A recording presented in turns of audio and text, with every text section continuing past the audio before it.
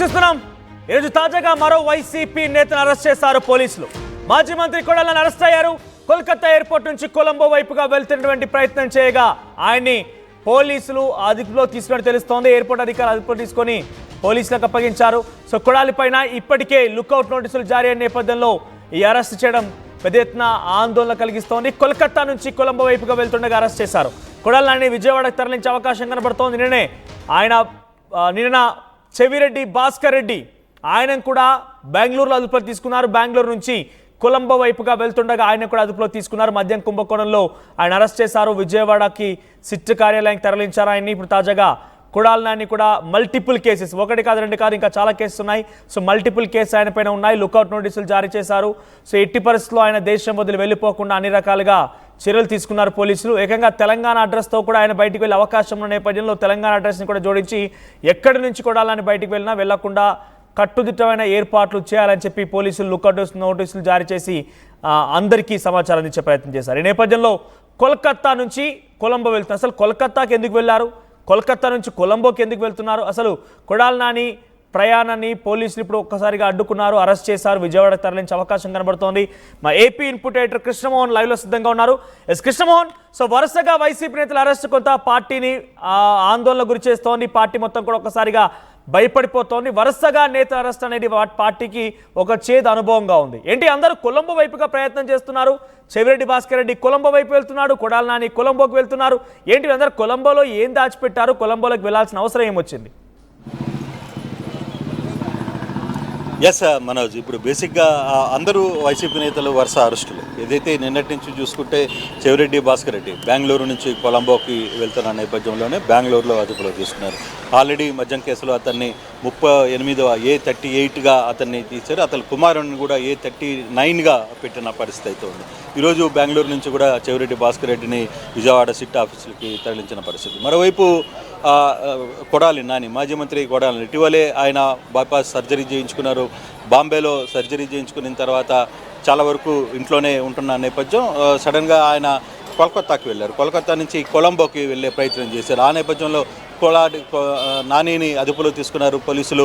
నానిని ఇప్పుడు విజయవాడకి తీసుకుని వస్తారా లేదా అని మధ్య కేసులో ప్రయత్నం చేస్తున్నారని చెప్పి ఆయన వారం రోజుల నుంచి మాట్లాడుతున్నారు. అలాగే ఆయనకి సంబంధించిన కానిస్టేబుల్ మదన్ రెడ్డి కావచ్చు, లేకపోతే వాసు కావచ్చు, వాళ్ళందరూ కూడా ఇప్పటికే పోలీసులు అదుపులో తీసుకున్న పరిస్థితి. మరోవైపు కొడాలి నాని, మాజీ మంత్రి కొడాలి నానిని కూడా ఈ రోజు అదుపులో తీసుకున్న నేపథ్యంలో సో అక్కడి నుంచి కోల్కతా నుంచి ఆయన్ని విజయవాడకి తరలిస్తారా, లేకపోతే ఏ కేసులు అతన్ని లేదు బజర్లో గుడివాడలో అతని మీద ఉన్న కొన్ని కేసులు నమోదయ్యాయో వీటన్నిటికి సంబంధించిన వ్యవహారంలో పూర్తి కూడా అంటే కొడాలి నానికి లుకౌట్ నోటీసులు గత వారం రోజుల ముందే లుకౌట్ నోటీసులు కూడా ఇచ్చారు. సో ఆ నేపథ్యంలోనే ఆయన కోల్కతా నుంచి కొలంబోకి విమానం ఎక్కే టైంలో అక్కడ ఇమిగ్రేషన్ అధికారులు పోలీసులు సమాచారం ఇవ్వడం, సో ఇమీడియట్ గా ఏపీ పోలీసులు అక్కడి నుంచి అతని అదుపులో తీసుకుని నేరుగా విజయవాడకి తీసుకుని వచ్చే ప్రయత్నం చేస్తున్నారని ఒక సమాచారం అయితే ఉంటుంది. అదే ఇంకా కొడాలి నానికి సంబంధించిన వ్యవహారంలో ఇంకా పూర్తి డీటెయిల్స్ అయితే ఇంకా రావాల్సిన పరిస్థితి అయితే ఉంది. నానిని ఏ కేసులో అరెస్ట్ చేస్తారు, ఇప్పుడు ఏ కేసులో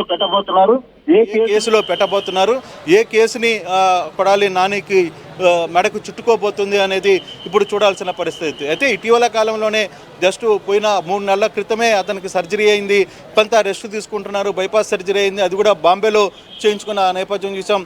ఇటీవల ఒక చిన్న కార్యక్రమానికి వాళ్ళ నియోజకవర్గంలో ఒక స్నేహితుడు కుమారుడు పెళ్లికి కూడా ఆయన హాజరయ్యారు. ఆ తర్వాత నుంచి ఆయన పూర్తిగా కూడా ఇంట్లోనే రెస్ట్ తీసుకుంటున్న నేపథ్యంలో సడన్గా కోల్కతాకి ఎందుకు వెళ్ళాలి, కోల్కతా నుంచి కొలంబోకి ఎందుకు వెళ్ళాలనుకుంటున్నారు.